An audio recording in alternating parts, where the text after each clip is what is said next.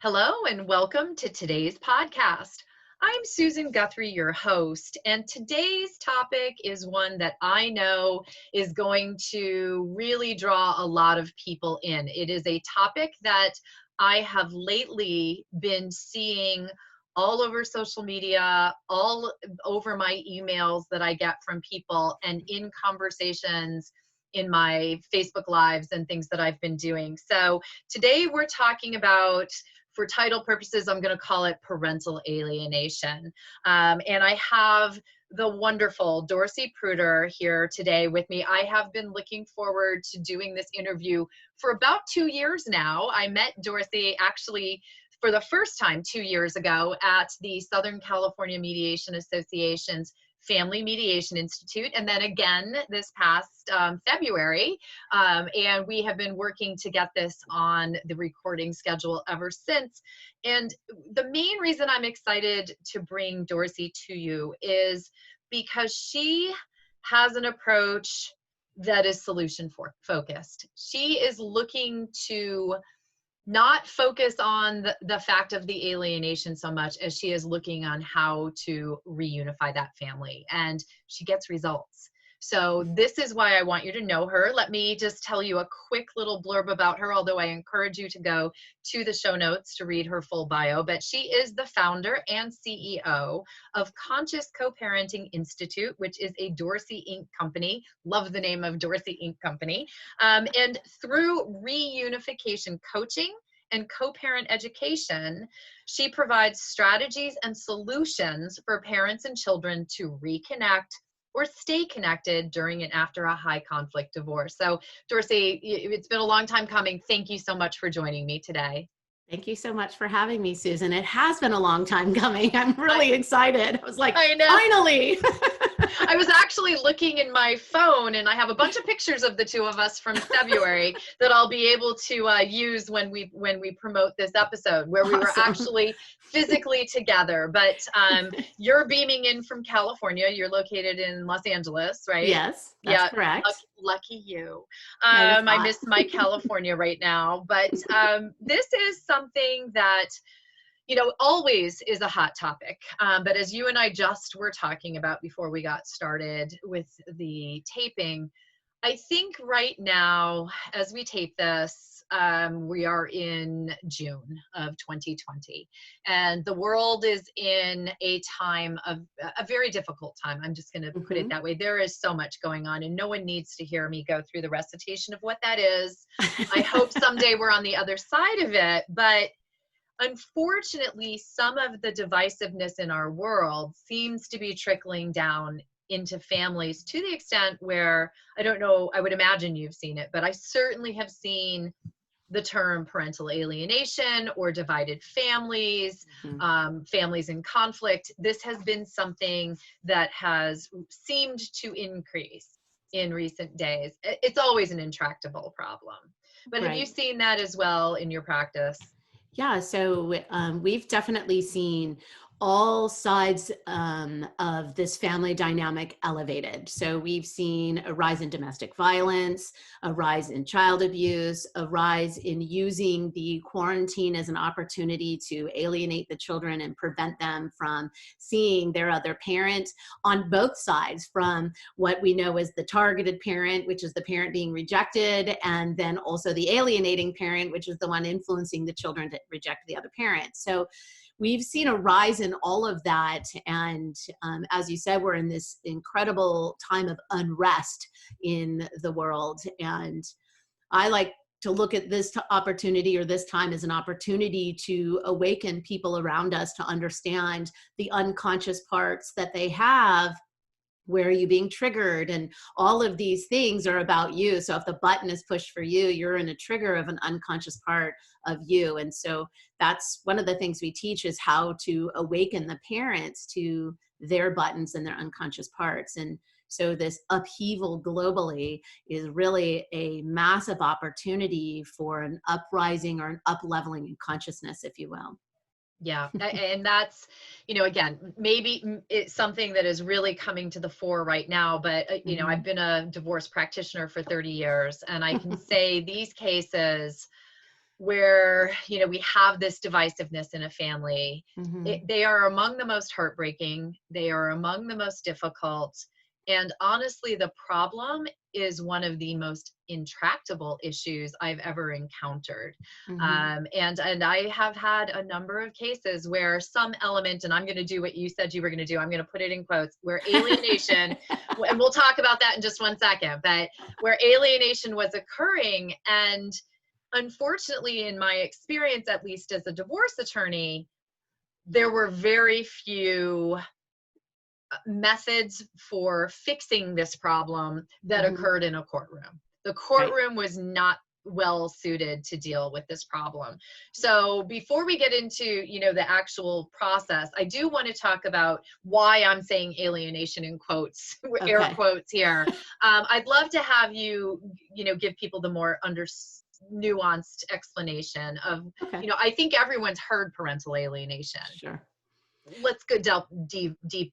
Let's take a little deeper dive.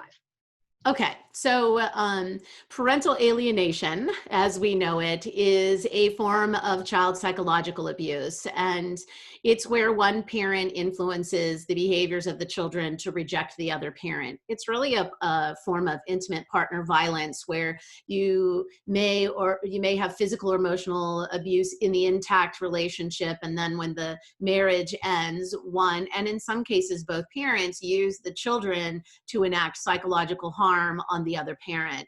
And one of the reasons we say parental alienation in quotes and are shifting from that vernacular is for many decades, they tried to prove parental alienation as a new form of mental illness. And the truth is, it's already an accepted construct within the confines of psychology. So when we go back to the accepted confines of psychology, we're talking about a emotional cutoff between a parent and a child. And we're talking about transgenerational trauma, which means trauma from a parent is now coming into the family system of the children that they've brought into the world. So we're passing our trauma narrative down from one generation to the next.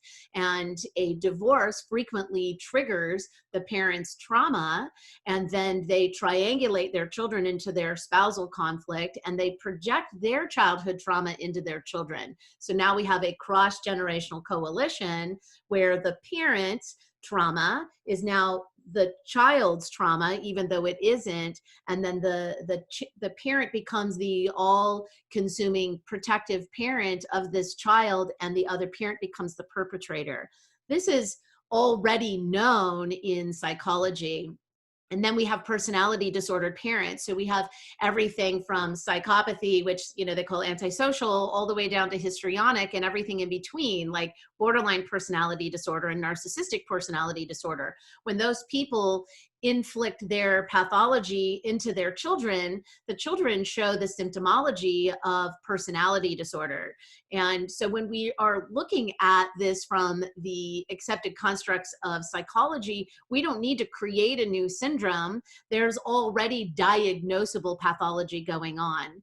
And then you take it a step further, and these children are dealing with a persecutory delusion. So the other parent is vilifying the parent, you know, the targeted parent, if you will, and the child has adopted this narrative that they're either a father or mother phobia, which isn't a real phobia, and that this parent is deemed to be all bad while the other parent is all good. So it's a form of splitting.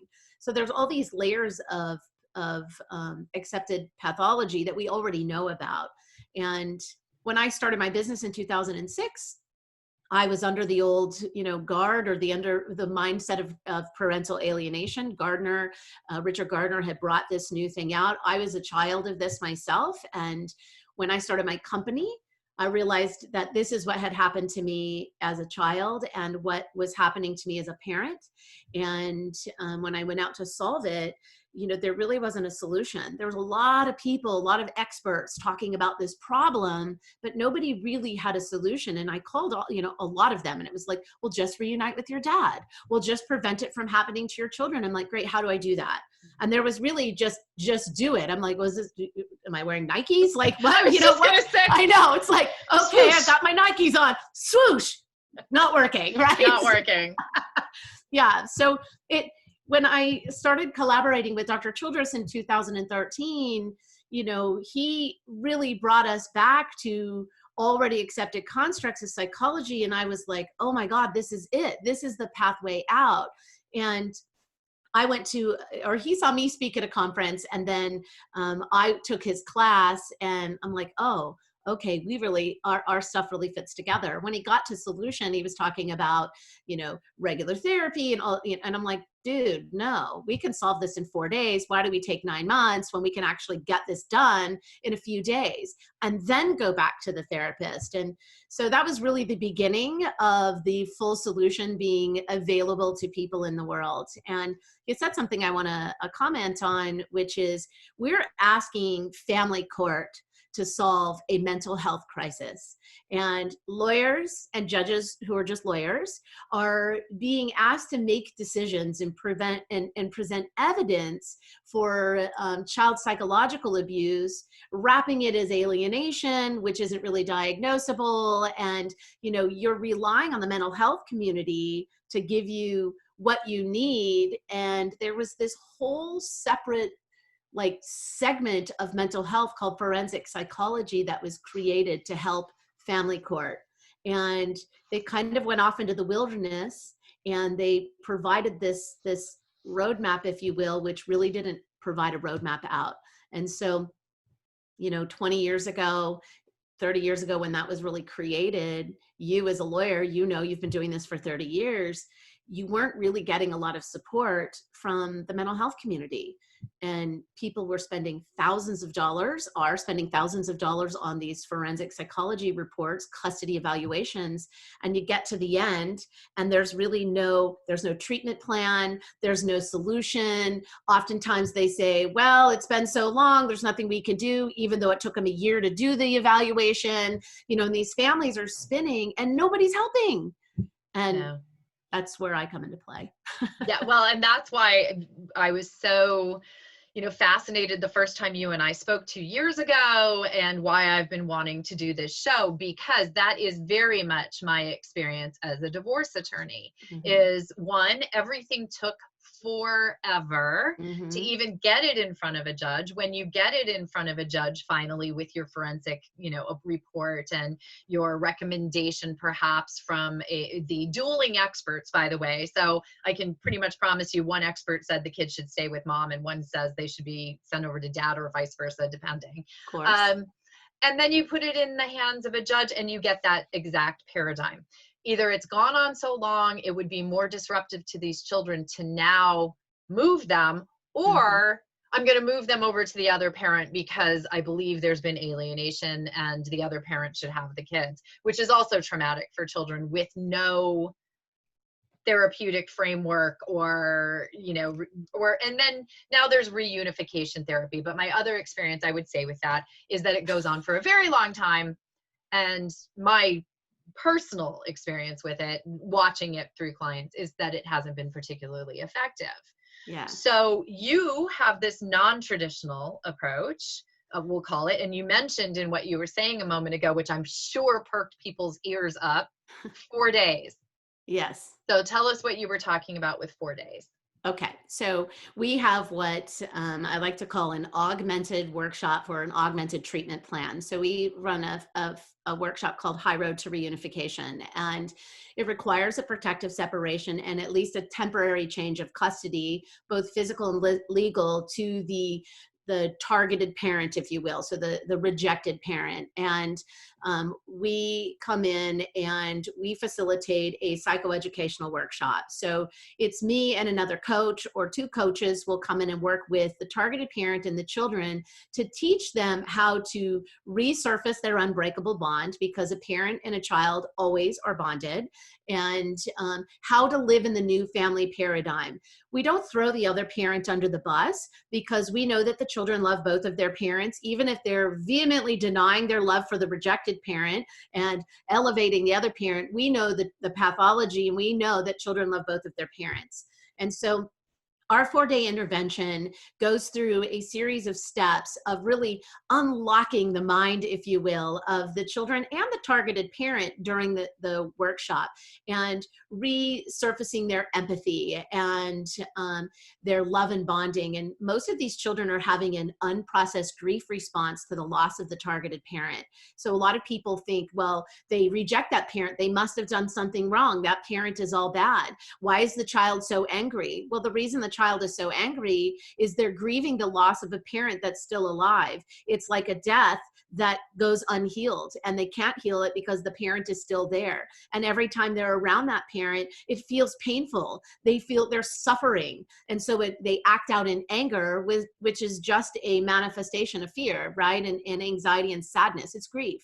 And so we quickly resurface empathy and love and bonding in the very first part, and we help the child understand that this is a child protection issue, not a custody issue, and that there's a reason we're protecting them from the other parent, and we're not going to leave the other parent in the cold. So we explain to them that what they're learning in the workshop, somebody back home, the maintenance care provider, a therapist in their local jurisdiction, will be working with the other parent, teaching them a lot of the same skills that they're learning in the workshop and going through some of the media. So we never leave the other parent in the dark, and we reassure the child that we're recovering the entire family system. Now, unfortunately, sometimes the other parent, who's extremely pathogenic, won't do the work. And that's unfortunate. The goal of our workshop, and the reason we have a protective separation that's at least 90 days or longer in some cases, is we need to teach the skills and give the child enough time to have those skills become a habit, and also to be able to resist the negative influences or the pathogenic parenting of the other parent. So that's how it works. So I want to sort of drill down on a couple of things in there, because I'm interested as a practitioner. So Mm-hmm. you're referencing a protective separation Mm-hmm. of at least 90 days. So this requires a court order, Yes, right? Yeah. So it this does. is something that your program is, I assume, for the most part, court ordered. It is. However, because you're a mediator and so am I will let you know that we've had a few families actually agree to the high road in mediation and the protective separation. And I'll tell you how we get there is we also offer a program called Custody Resolution Method, where we're tagging all of the evidence, the tier 1 evidence in these family law cases. So we're looking at text messages between the parties and the children, mental health reports, custody evaluations, their pleading papers, their declarations. Sometimes we have a deposition testimony or courtroom testimony. We're taking the data from the family, from the evidence, and we're tagging it based on the diagnostic symptoms in the children. We're also trained to determine whether domestic violence, all levels, right? Emotional, spiritual, physical, sexual, whatever the abuse is, we can tag the data based on abuse, and then also parenting practices. So we review, how are the parents parenting? Who's causing the emotional cutoff? We take this data, and then we provide lawyers with what's called a case overview, or a narrative, if you will, of what does the data mean. So you as a lawyer, or if you have lawyers listening, how do you present a case of child psychological abuse and reframe it from a custody issue to a child protection issue? And it's based on the facts. It's not based on hearsay or emotion. It's just the facts are the facts. And then Dr. Childress also writes an if this then that kind of a report. So he'll say, if this data is true and accurate, it's representative of diagnostic indicator number 1, 2, or 3, or child psychological abuse, and it warrants a protective issue. When we have that kind of data, frequently we can meet with collaborative lawyers in a mediated experience to say, listen, this is what's happening. We're not eliminating, we're integrating, but we need to protect the child. And here's the best approach, or the best way forward, and the most affordable way to stay out of the family court system. So parents are agreeing, even pathogenic parents, even though they maybe don't want to, but the evidence speaks for itself, and they're starting to see. And those are the best cases, because we know then we can really recover the entire family system quickly. And sometimes in those cases, the protective separation isn't 90 days. It's 4 weeks or 8 weeks. So there's a motivating drive, if you will, to agree and do the work so that they can come back together as a family and live in the new family paradigm of shared parenting. So those are the best cases. We don't always get those, but No, we're well, moving that direction. but I think it's probably a surprise to people out there that they happen at all, Yeah. which is a significant factor. I see the way that unfolds is that what you all are doing is actually providing, I'm going to call it the wedge or the impetus Yeah. for the party who is perhaps the one who is, we'll just say alienating parent. Alienating. The alienating parent who's alienating. Right. To bring them to the table to agree to this, because in a courtroom, they may be facing even more of either a protective separation or other facts. So positively brilliant, might I say, coming from a lawyer on the way to handle it, because what you're doing is leveraging, right? You're taking the facts.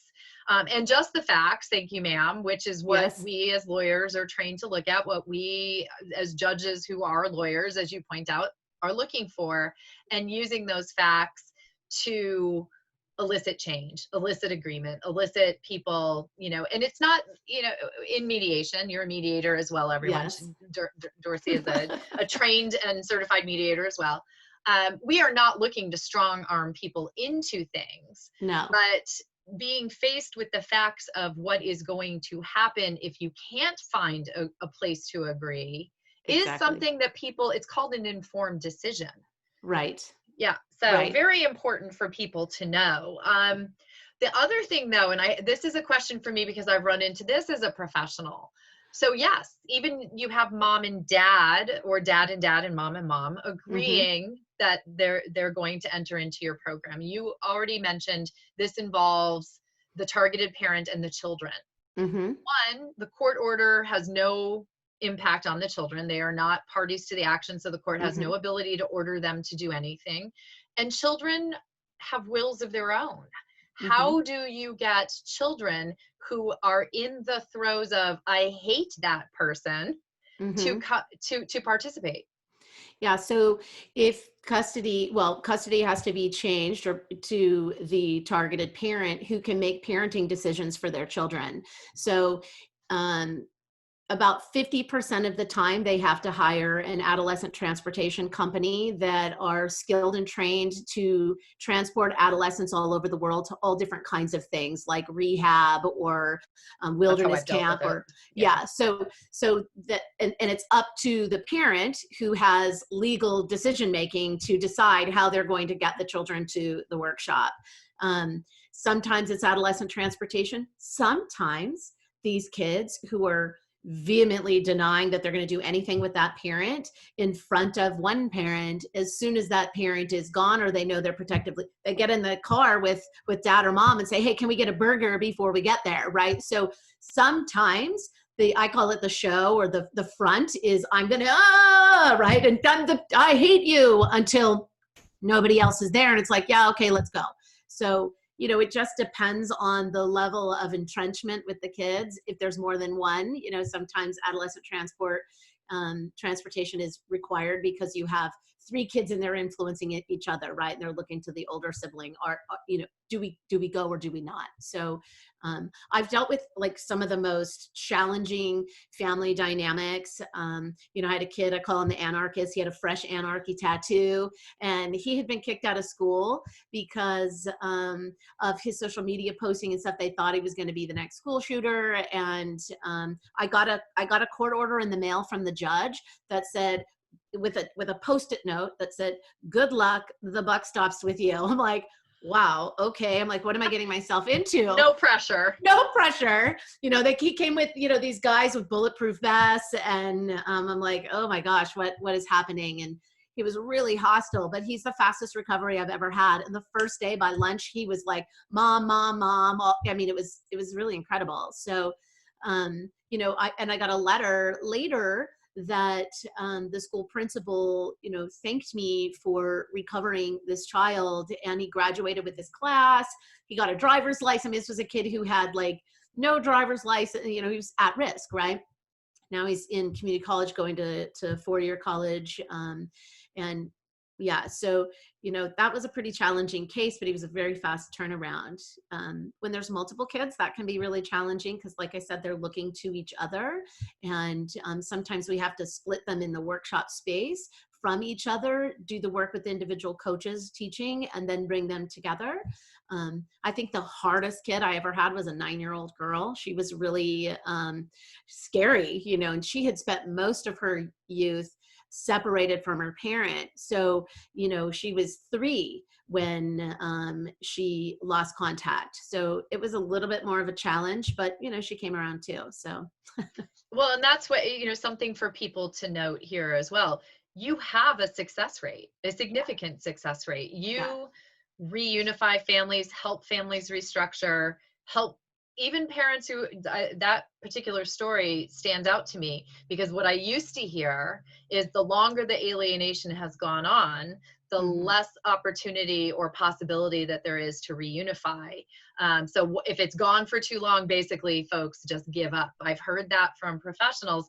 You said she was 3 and then 9 by the time you were working with her, and she was able to restructure and reunify into a family. So yeah, how often are you successful?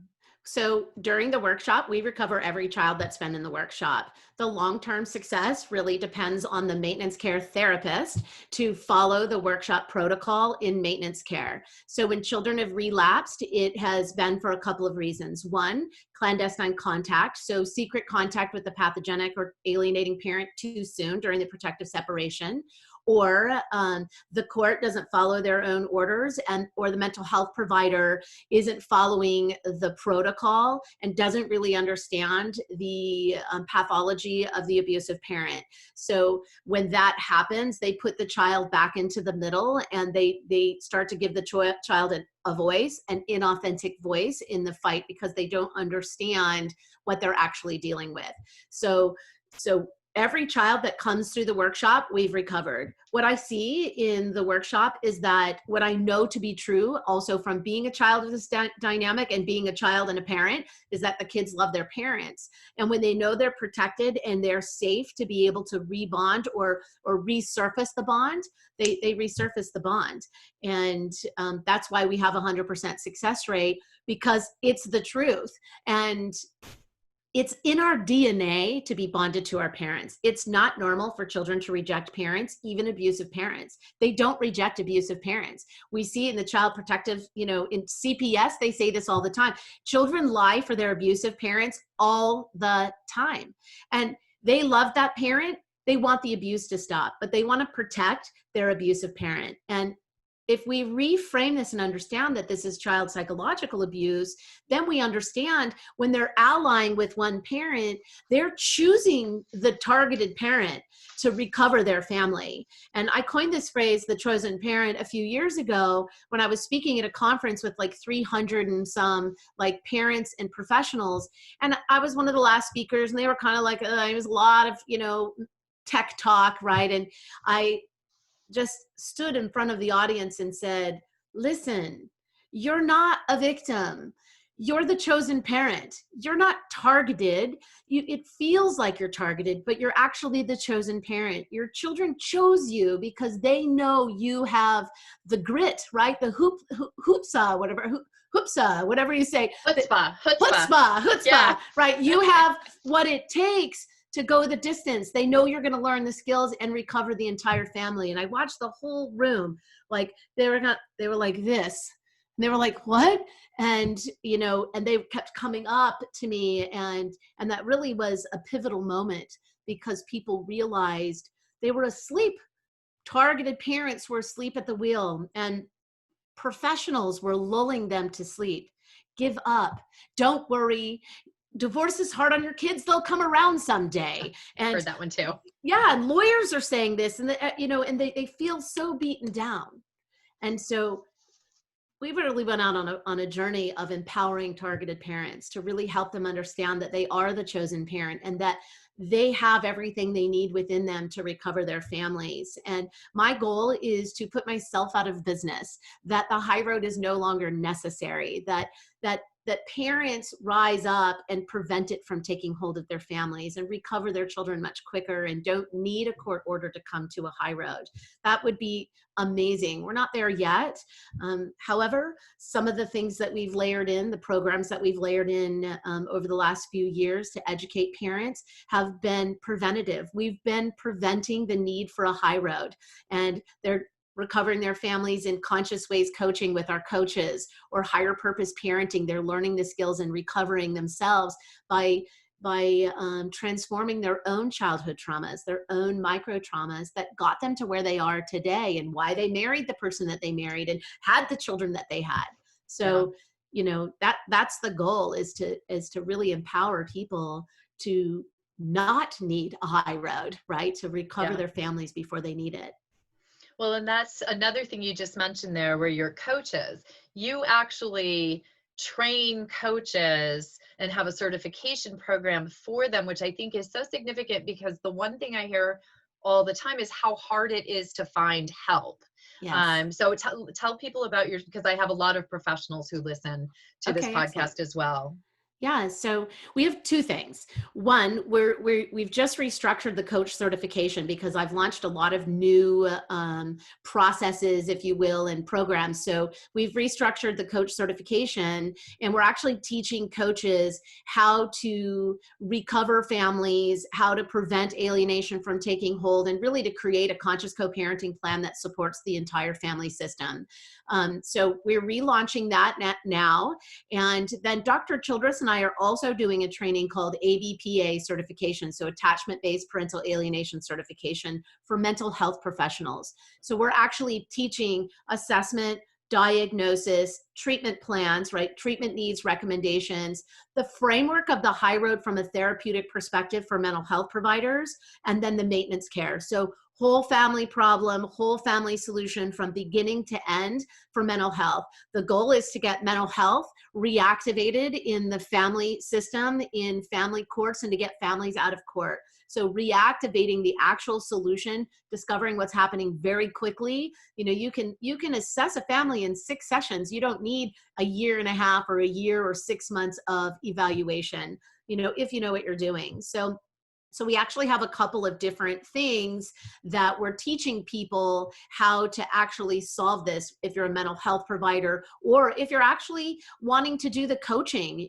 Our coach certification is a business in a box, if you will. It's how do you coach, all of the different nuances of what we do. How do you build your business? Who's your ideal client? Why are you doing the work, right? So people are attracted to me because of my own personal journey, right? And my business was built on my own personal experience and solving this for my family in both directions, healing the transgenerational trauma from my childhood forward. And really, I even believe in my parents' childhood. And then how do you do this for other families? And so the coach training isn't just like, here's how you are a coach. It's like, here's how you find your clients, right? Who's your ideal client? What's your messaging in alignment with our messaging, right? So you don't have to reinvent the wheel. We've actually structured it. And I've done a lot of coach training for myself. I've done a lot of certification training. I'm a mediator, done a lot of mediation training and mediation. So, it really goes hand in hand. And as a mediator, oftentimes having a coach in your mediation process, a parenting coach in your mediation process, is critical, because you can't do it all. When I mediate, I'm not being the parenting coach. I have one of my coaches, right? So, and vice versa. I can't do both. It's not good to have that dual role. It's better to bring in the experts, as you know, to support the whole family. Well, that's the last conference that you and I were at together was about building integrative teams. And my listeners know this is something I believe very strongly. You build a team to support the family through. So good coaches in this particular area are so needed that I truly encourage any professionals out there who are interested, or mental health professionals, to reach out to you about that training. So yeah, believe it or not, half an hour has gone by Wow. really quickly, right? Yes. So I know we've only scratched the surface, but what I hope people are hearing here is that you have a non-traditional approach, but one that works, and that one that has helped families and continues to help families, as well as professionals, learn how to help families. So how can people reach out to you to find out more? So they can come to our website at consciouscoparentinginstitute.com. If you go to the resources page, we have a bunch of free stuff that they can download. So we have a Reunited class for parents with adult children. We have a custody resolution method, which gives you the framework if you don't want to hire us, but it gives you the framework to put your case together with your lawyers. We have free training for mental health providers, and we're also doing a legal strategy training for lawyers and mediators. So that's coming too. That'll be on that resource page. So feel free to go to our website, consciouscoparentinginstitute.com, and take a look around. If you want to get in touch with us right away, you can always call us. We have 888-379-7279 is our 800 number, or you can email us at client@coparentinginstitute.com, and we have a team of people that will get back to you right away. Well, I'm going to have all of that contact information in the show notes. You also had a gift for people, custody resolution method. Can you explain that? And I'll have a link for this as well. Yeah, so it's consciouscoparentinginstitute.com/custody resolution method. I think there's a / at the end. And that is a 3-part webinar series that walks people through getting their mindset right so that they are ready for reunification, putting their casework together so their lawyer understands what's happening in their family. So instead of going in emotionally destabilized, we stabilize your clients and coach them through. There's worksheets that go with that, and then the final piece of that is really putting it all together. So it's gathering your data, gathering your mindset, and then how do you put it all together. So custody resolution method, free course. It's about 4 hours of video training with worksheets, a workbook that comes with it to really get you prepared for either mediation or court if you're stuck in the middle of a high conflict case and you're stuck in court. And a lot of that will help you get out of the court and reunite with your children.